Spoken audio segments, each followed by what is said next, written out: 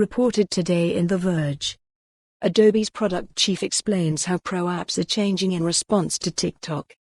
More people are becoming video editors, but it's increasingly happening inside of apps like TikTok and Instagram, where creators and influencers can take advantage of the unique video editing tools and filters without going anywhere else. So how does traditional photo and video editing software like Adobe Photoshop and Premiere fit into this new wave of content creation? Adobe's Chief Product Officer, Scott Belsky, sat down with Verge editor-in-chief Nilay Patel and Verge reporter Dami Lee to answer that question. Belsky also touched on a plethora of topics under his domain, from what he learned from putting Photoshop on the iPad to adapting products to new creators and platforms to the goals of the Content Authenticity Initiative. Listen here or through a podcast player of your choice to hear the whole discussion. Below is a lightly edited excerpt of our interview. Dami Lee, it's interesting, the thing about Adobe having these two sets of very different customers. You have the professionals who are using Lightroom Classic, and then you have people like me who don't really know how to edit photos but just grew up with Instagram and these programs that do it for you.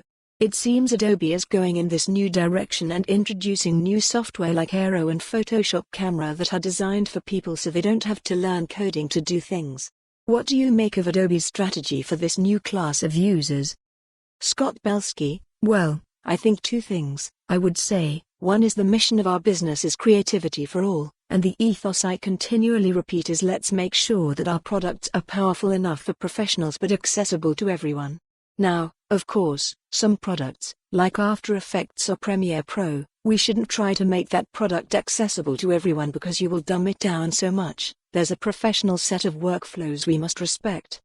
However, the desires of people to achieve that level of output or to create something in video or something in motion with something like After Effects, I think it is part of our mission to allow anyone to do something like that, maybe with a different product.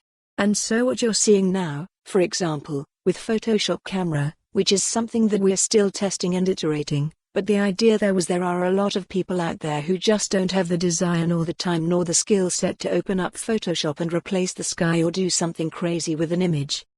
You see Photoshop Express, which, by the way, has, I think I can say this publicly, around 20 million monthly active users. This is a mobile app, Photoshop Express. You have, of course, Photoshop Camera, and then you have Rush and then Lightroom CC. Nilay Patel, how's Premiere Rush DOI? For more on this story, visit the news article link.